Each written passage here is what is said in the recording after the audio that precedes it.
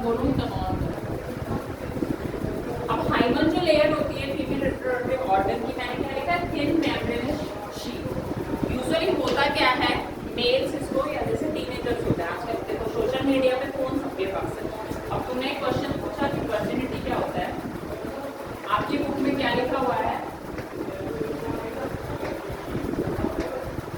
Not a indicator of virginity, ये लिखा है ना।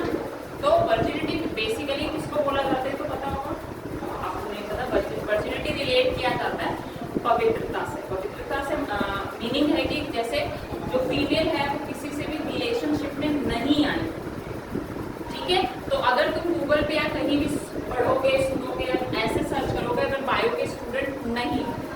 यहाँ तो तुमने अच्छे से पढ़ा समझ आया, लेकिन अगर कोई बायो का स्टूडेंट नहीं है, नॉन साइंस है या नॉन बायो का स्टूडेंट है, उस केस में क्या होता है कि आप जब सर्च करते हो तो वहाँ पे क्या दिखाया जाता है कि अगर किसी फीमेल का हाइमन लेयर नहीं है, क्या है,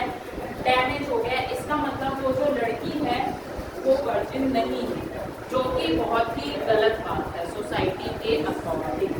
इसीलिए तुम्हारी बुक में इटैलिक्स में साफ साफ लिखा हुआ है कि hymen layer is not a indicator of virginity, कहीं से,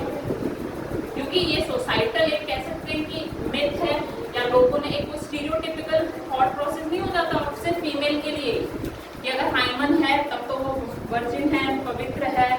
सही है ना, कैरेक्टर से अच्छी है, और अगर नहीं है तो इस तरह से रिलेट किया जाता है। और इसलिए ये एनसीईआरटी में जो ये चीज लिखी हुई है बहुत अच्छी बात है कि क्या लिखा हुआ है कि हाइमन लेयर कैसे ब्रेक डाउन हो सकती है, बताइए।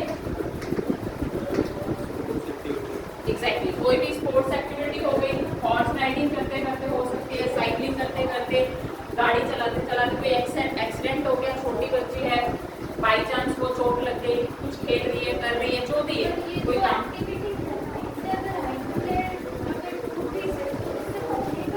तो सोसाइटी ऐसा सोचती है ना, क्योंकि ये थिन मेम्ब्रेनस शीट होती है,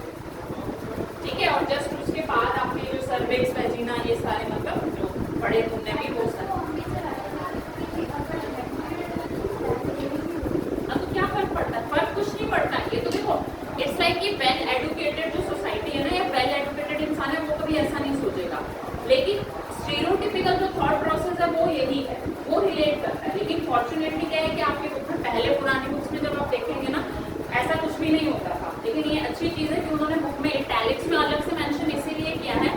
ताकि बच्चे उस स्टीरियोटिपिकल थॉट प्रोसेस से बाहर निकल कर आए।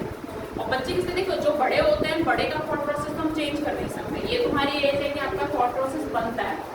है ना, और या फिर बिगड़ता है। तो यहाँ पे ये जो चीज है, ये जो लाइन है, और उसके अलावा टीचर खुद रिस्पॉन्सिबल है ये चीज बनाने या बिगाड़ने के लिए, बच्चा इस तरह की गलत फहमी में ना रहे या जज ना